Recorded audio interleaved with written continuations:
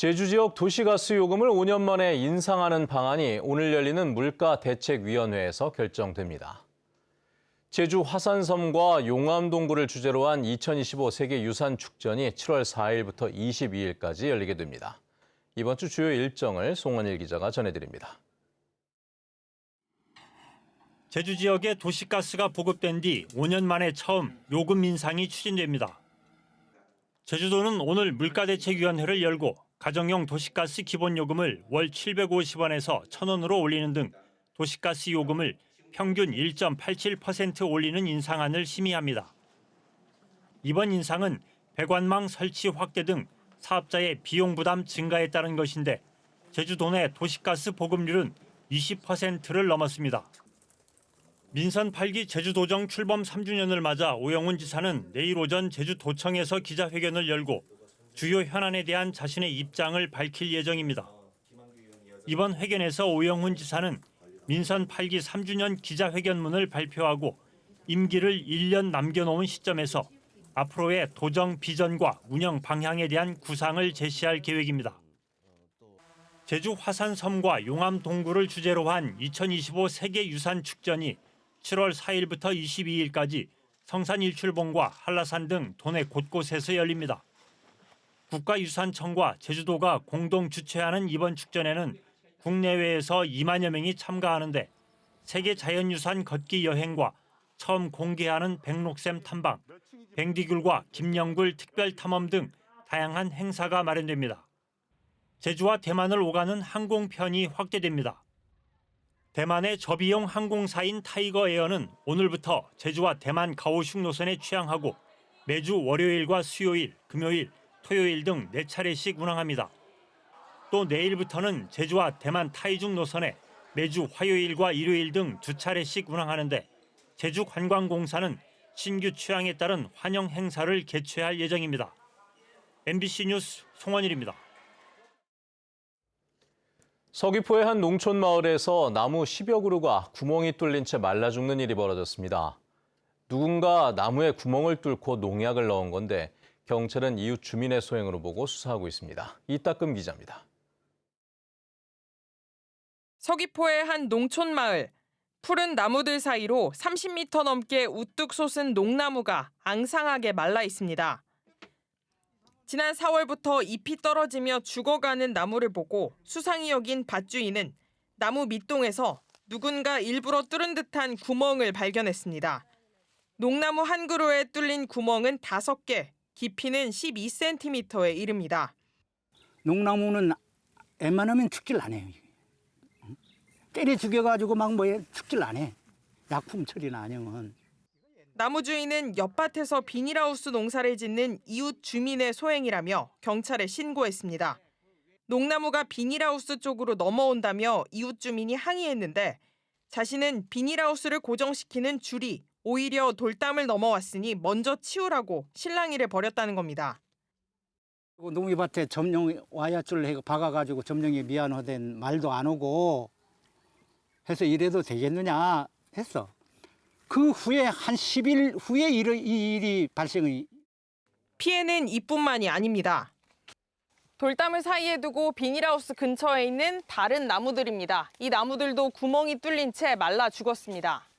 비닐하우스와 맞닿은 또 다른 밭에 있는 나무 10여 그루에서도 구멍이 발견됐고 5그루는 말라 죽었습니다. 많이 황당했고요. 원래는 전원주택 지으려고 했던 부지라 그냥 수벽 개념으로 제가 그렇게 조성이 되어 있는 부분이라 예, 그런 부분에 대해서는 좀 많이 속상한 편입니다. 국립과학수사연구원 감식 결과 나무에서는 농사용 제초제 성분이 검출됐습니다. 경찰은 비닐하우스 주인인 70대 남성이 나무에 구멍을 뚫어 농약을 주입한 것으로 보고 있습니다. 주변 나뭇잎이 비닐하우스 위로 떨어지는데도 가지치기를 해주지 않아 범행을 저질렀다고 진술했기 때문입니다. 경찰은 재물손괴 혐의로 비닐하우스 주인을 입건해 정확한 경위를 조사할 계획입니다. MBC 뉴스 이따금입니다.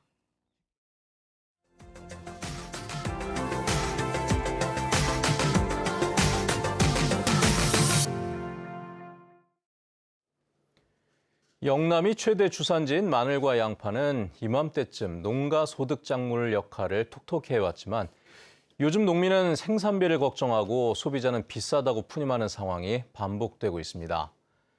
복잡한 유통 구조와 가격 불안정 탓인데 이런 문제를 해소하기 위해 생산자인 농민들이 채소 농협을 설립했습니다.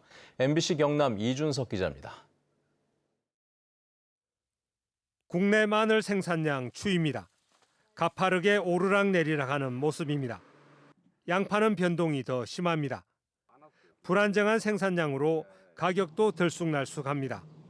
폭등하면은 수입을 하고 폭락하면은 손을 낳고 대책이 없는 그런 정부로 지금 가고 있는 상황이 아쉽다. 안전하게 농사 지을 수 있는 그런 대책으로 정책이.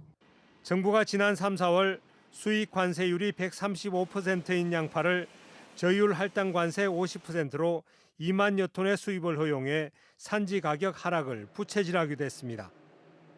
산지 가격이 떨어진다고 소비자 가격이 싸지는 것도 아닙니다.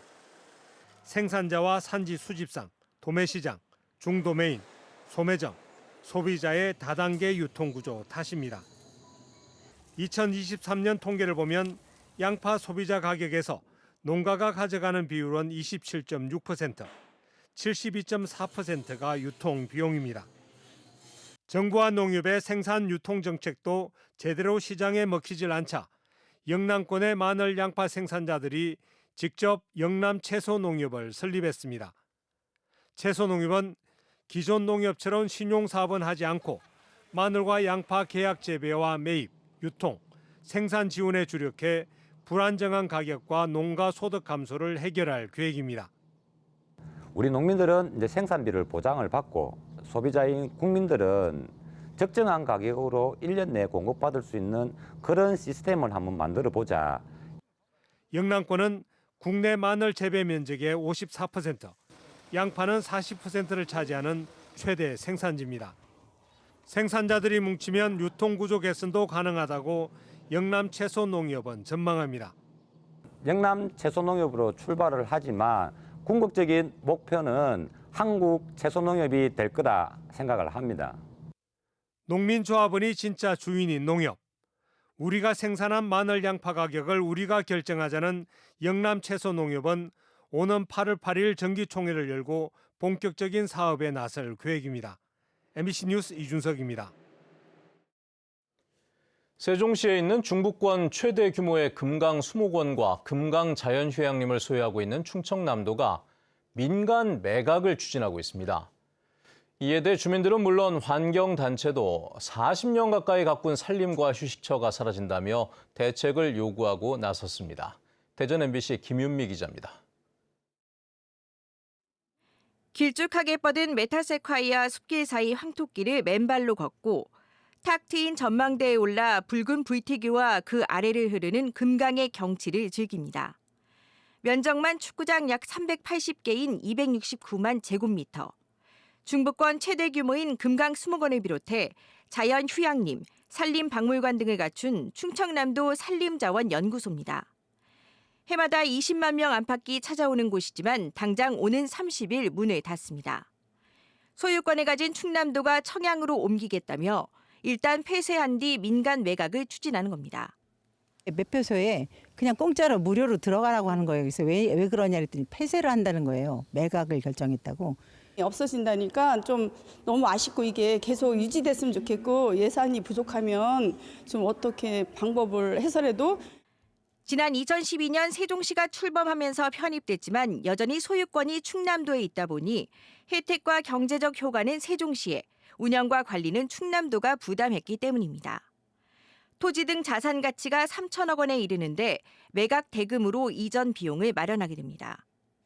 환경단체는 민간에 팔리면 골프장이나 리조트, 주택단지 등으로 개발돼 40년 가까이 공들여 가꾼 산림과 생태계가 송두리째 사라질 거라고 우려합니다. 난개발로 이어지고 그 많은 식생들이 다 사라질 것 같습니다. 기후위기 얘기하면서 금강 수목원을 민간에게 매각한다는 것은 말도 안 되는 겁니다. 세종시는 재정난으로 자체 매입은 어렵다며 다만 인허가 권한이 있는 만큼 최대한 난개발을 막겠다는 입장입니다. 어떤 기업이 여기에 무엇을 할 것인가의 투자 계획을 저는 살펴볼 겁니다. 그게 순수히 기업의 무슨 이익이 되는 방향으로 움직이는 것은 저는 허가하지 않을 것입니다. 정부가 보상하거나 이전 비용을 충남도에 지원해 금강 수목원을 지켜달라는 국민청원도 5만 명 동의를 목표로 시작돼 정부 차원의 대책이 마련될지 주목됩니다. MBC 뉴스 김유미입니다.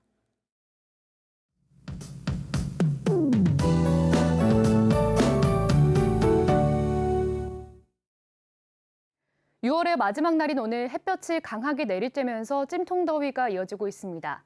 낮 동안은 물론 밤에도 기온이 크게 오르면서 무더위가 이어지겠는데요. 당분간 열대야도 계속되겠습니다. 현재 제주 북부와 동부, 중산간 지역에는 폭염특보가 발효됐는데요. 낮에는 체감온도가 33도 이상까지 오르면서 무더위가 계속되겠습니다.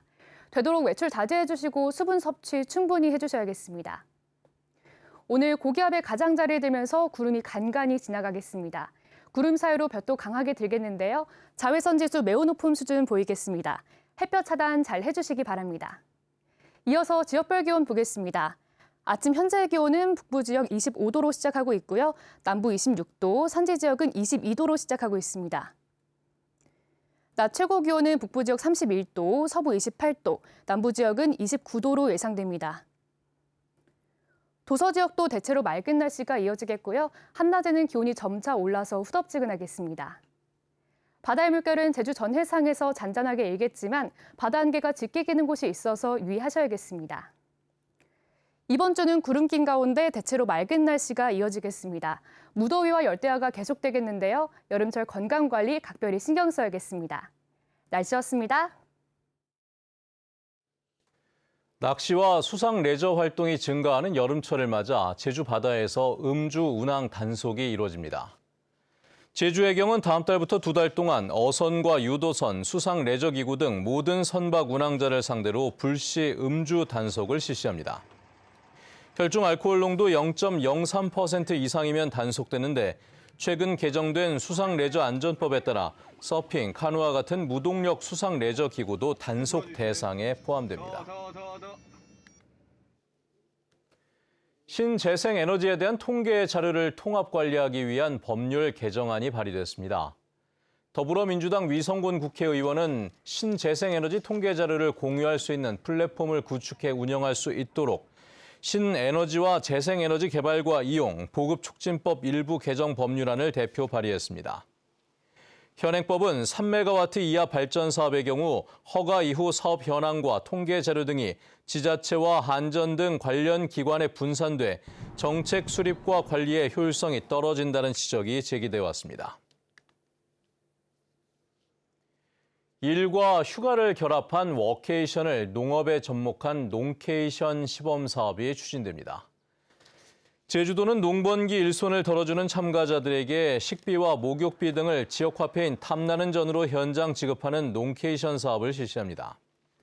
시범 사업은 제주농업인력지원센터가 예산 2천만 원 규모로 시작하며 도외 대학이나 직장 등 단체를 중심으로 최소 10명 이상이 2일 이상 체류하는 조건으로 지원합니다. 농지별로 병해충 발생을 예측하는 디지털 정보 제공 시스템이 구축됩니다. 제주도 농업기술원은 기상청과 협조해 500m 간격으로 나눠진 기상자료를 수집하고 분석한 다음 제주 전역의 농지 단위 병해충 발생을 예측하고 방제 전략을 제공한다고 밝혔습니다. 이에 따라 기존 7종이었던 병해충 발생 정보를 12종으로 확대할 방침입니다. 또 도내 77개 지점에 해충을 예찰할 수 있는 장비를 설치해 해충 발생 정보를 실시간으로 수집하고 있습니다. 서민금융이자 보전 사업에 12억 원이 지급됐습니다. 제주도는 올해 전 도민으로 확대 시행된 정책 서민금융 이자 지원 사업을 통해 3,400여 명에게 이자 보전 지원금 12억 3천만 원을 지급했습니다. 1인당 평균 지원금은 36만 원이며 19세부터 39세까지 청년층이 1,800여 명으로 가장 많았습니다.